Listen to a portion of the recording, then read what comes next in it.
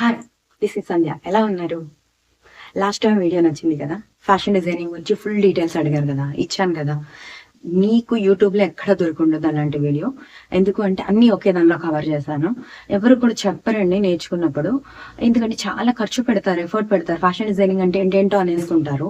తీరా చూస్తే అక్కడికి వెళ్ళిన తర్వాత అర్థమవుతుంది ఎంత ఎఫర్ట్ పెడితే కానీ దానిలో ఉన్న మొత్తం దానిలో తెలిసిద్ది అనేది. ఫ్యాషన్ డిజైనింగ్ అనేది ఒక సముద్రం లాంటిదండి. దానిలో ఒక్క పార్ట్ నేర్చుకున్న చాలు మనకి లైఫ్ నీట్గా వెళ్ళిపోతుంది సాఫీగా. సో దాని గురించి ఎవరు చెప్పకుండా పైన చెప్పేసి వదిలేస్తున్నారు. సో దేని మీద కాన్సన్ట్రేషన్ చేయరు.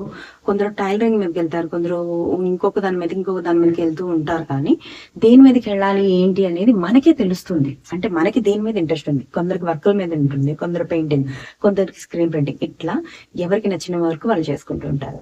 సో ఇదంతా ఓకే. బట్ కానీ ఈ రోజు వీడియో ఏంటో తెలుసా? ప్యాటర్న్ మెథడ్, టైలరింగ్ మెథడ్ బెస్టా, ప్యాటర్న్ మెథడ్ బెస్టా? ప్యాటర్న్ అంటే తెలుసు కదా, పేపర్ డ్రాఫ్టింగ్. టైలరింగ్ మెథడ్ అంటే ఏంటి? టైలరింగ్ మెథడ్ అంటే జస్ట్ మనం ఫ్యాబ్రిక్ పెట్టేస్తాము, ఫ్యాబ్రిక్ మీద మార్క్స్ చేసేసుకుంటాము, కట్ చేసేస్తాం. అంటే మెజర్ చేసేసుకుంటాం, మార్కింగ్ చేసేసి కట్ చేసేస్తాం, డైరెక్ట్ కుట్టేస్తాం.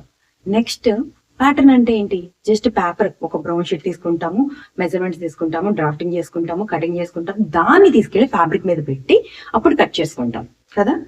సో ఇక్కడ ఏంటి, రెండింటికి తేడా ఏంటి? రెండు చేసుకోవచ్చు కదా. అంటే టైలరింగ్ మెథడ్ లో చేసే వర్క్ ఏంటంటే కొన్నిటికి బాగానే ఉంటుంది. ప్యాటర్న్ మెథడ్ లో చేసేటప్పుడు కొన్నిటికి, అంటే కొన్ని బ్లౌజెస్ ఉంటాయి కదా, డిఫరెంట్ స్టైలింగ్ లో ఉండేవి.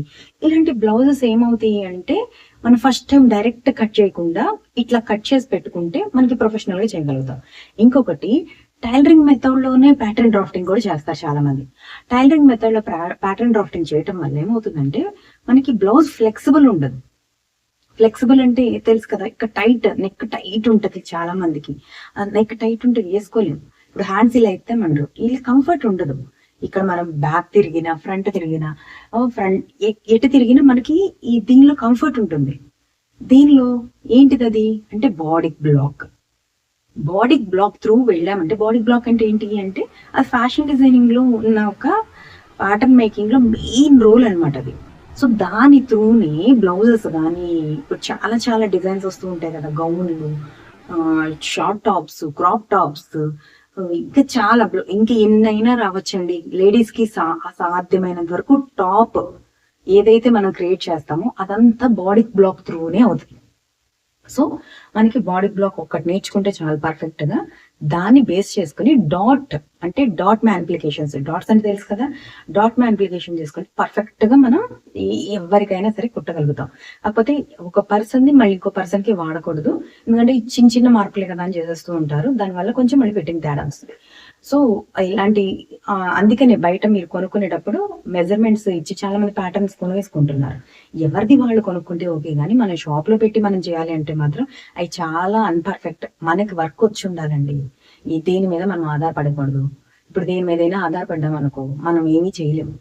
మనకి ఇప్పుడు వంట చేయడం రాదు, కర్రీ పాయింట్ల మీద ఆధారపడతాం. కరోనా టైంలో ఏమైంది, కర్రీ పాయింట్లు కూడా లేవు. ఓకేనా? అట్లానే దేని మీద ఎవరి మీద ఆధారపడకూడదు. మనం వర్క్ నేర్చుకొని ఉండాలి. నేర్చుకుంటే ఎవరి మీద డిపెండ్ కాకుండా మన వర్క్ మనం చేసుకోగలుగుతాం. ఓకేనా? నెక్స్ట్ ఇంకేంటి? సో రెండిట్లో మీకు అర్థమైంది కదా, మనకి అంటే మన అవసరం ఏంటి. ఇప్పుడు మనం ఒక ఇంట్లో కూర్చొని ఒక చిన్న షాప్ పెట్టేసుకొని ఒక 10 రోజులు కుట్టుకున్న చాలు అనుకునే వాళ్ళకైతే మాత్రం టైలరింగ్ మెథడ్ బెస్ట్. లేదు మేము కొంచెం బొటిక్ వైపు వెళ్ళాలి, అడ్వాన్స్డ్ అనుకున్న వాళ్ళకి మాత్రం ఫ్యాషన్ డిజైనింగ్ త్రూ కావాలి కాబట్టి ప్యాటర్న్ డ్రాఫ్టింగ్ బెస్ట్. సో ఇక్కడ వాళ్ళ అవసరాన్ని బట్టి వాళ్ళే నిర్ణయించుకోవాలి వాళ్ళకి ఏది అవసరము అనేది. కాకపోతే ప్రొఫెషనల్ గా ఎదగాలంటే మాత్రం ఖచ్చితంగా రెండు నేర్చుకుని ఉండాలి, రెండింటి మీద అవగాహన ఉండాలి. ఓకేనా? సో మీకు కనుక ఈ వీడియో నచ్చి ఉంటే కనుక, నేను చెప్పిన టిప్స్ మీకు నచ్చి ఉంటే కనుక మీ అభిప్రాయాన్ని కామెంట్స్ తెలియజేయండి. అట్లాగే మీరు టైలరింగ్ మెథడ్ ఫాలో అవుతున్నారా, లేకపోతే ప్యాటర్న్ మెథడ్ ఫాలో అవుతున్నారా?